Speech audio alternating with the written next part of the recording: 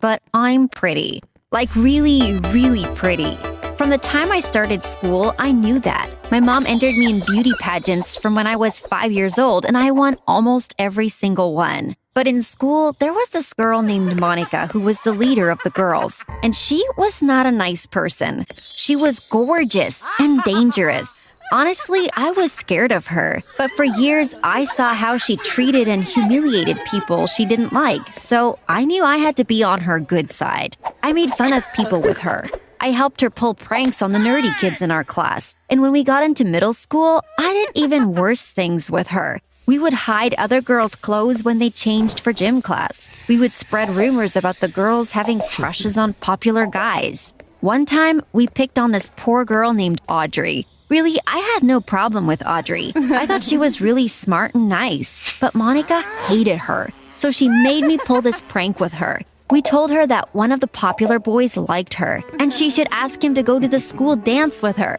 When she asked the boy in front of everyone, he laughed in her face. She ran out of the room crying. Everyone was laughing at her, and I joined in. But inside, I felt really sad. How could I do this to her? I tried to go up and talk to Audrey after, but I couldn't bring myself to. I was so ashamed that I had been a part of that. For a couple of weeks, I felt terrible about it. And when I was in 7th grade, I had guys asking for my number left and right. Even some 8th graders were winking at me in the hall. But there was only one I was interested in, Micah. He was a tall and handsome skateboarder, and he was seriously everything I ever wanted in a guy. And one Friday afternoon, he asked if I wanted to go to a party with him and his friends on Saturday. I played it cool and told him I'd be there, but inside, I was losing it. I wanted to do a backflip. I wanted to set off fireworks that spelled out yes. That night, I blasted music and danced around my room while I picked out my outfit. I thought that Saturday was going to be the best day of my life.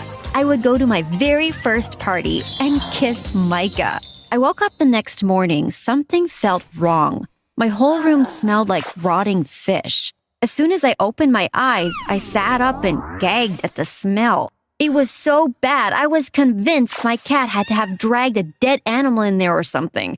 I looked under the bed, in the closet, and under all my clothes on the floor trying to find the source of the smell, but there wasn't anything. Then I walked into the hall to ask my mom for help. I swear, it seemed like the smell was following me. It was so deep in my nose, I felt like I was never going to be able to get it out. When my mom came into the room, she looked like she was about to puke. She helped me look around, but neither of us could find the source of the smell. My mom figured a poor animal had just gotten caught in the pipes or something. So I went to go shower to make sure the smell wasn't in my hair or anything. Even after the weird mishap, I was humming and singing, super excited for the party that night. But when I got out of the shower, I could still smell it. The whole room should have smelled like roses and lilacs, but it smelled like rotten, disgusting fish. When I lifted my arms to tie my hair up, it was even worse. It was so bad, I felt like I was gonna pass out. Then a horrible realization hit me. I leaned in, putting my nose beside my armpit, and my world came crashing down. The smell wasn't my room. It was me. I smelled my arm, my hand even my legs. And I realized every single inch of me smelled like a dump truck. I immediately ran to the shower again. I lathered on every single soap and body scrub I owned. I seriously scrubbed my skin until it was bright red. After about an hour, I got out, convinced I had solved the problem. Except I hadn't. I hadn't solved the problem at all. Now I smelled like a pineapple, coconut, lilac, rose, lavender, fish sandwich. In a panic, not knowing what to do, I ran out to tell my mom the smell was me. She took one whiff of me and looked like she wanted to die. She told me she'd take me to the doctors to see what was going on, and I started crying. I didn't want to go to the doctor's office. I wanted to go to the party. My mom scheduled an appointment for Monday and told me that I could borrow one of her strongest perfumes for the party. She told me the kids probably wouldn't notice anyway, and for some stupid reason, I believed her. When I showed up at the party, I looked great, but I smelled like an old lady. I kept telling myself at least I didn't smell like fish. For about an hour or so, things were okay. Monica made fun of me for smelling like her grandma, but I brushed it off by telling her the perfume was one of a kind from Paris, and she stopped making fun of me. I started getting close to Micah, and I was practically in heaven. He was so cute. I felt like my heart was gonna explode. We sat by a bonfire and talked and laughed, but soon people started asking what the horrible smell was. People were covering their noses, and I did the same, but it only made it worse for me. My sweaty hands smelled like a fish market. I kept up the facade for a while, but people were getting really uncomfortable. They looked around, trying to find someone or something to blame the smell on. The more they looked, the more nervous I got, and the worse the smell was. In my panic, I ran to the bathroom. I tried to wash my armpits in the sink, and I piled on the random perfumes and creams that I found in the cabinet. But when I walked out of the bathroom, everyone from the party was standing in the hallway. The minute I left, the smell went away, and they knew. I tried to say it wasn't me, but Monica rolled her eyes. She knew better. Micah was standing right there, watching it all happen, and he was covering his nose and mouth in disgust. I felt the tears starting to form in my eyes. Monica shoved me back in the bathroom and held the door shut, telling me to take a shower. I could hear absolutely everyone giggling, and my heart sank. This couldn't be happening. I tried to open the door, and eventually I gave up and climbed through the window. I called my mom to pick me up. I spent the next day in bed crying. My mom tried to comfort me, but I could see that she could hardly stand sitting beside me because I smelled so bad. That day, I stood in the shower for 4 hours until my skin was practically screaming. We strolled into the doctor's office the next morning, and everyone waiting in the office looked disgusted with my smell. I wanted to crawl into a hole and disappear, but even that wasn't as bad as what happened next. The doctor completely blew me off.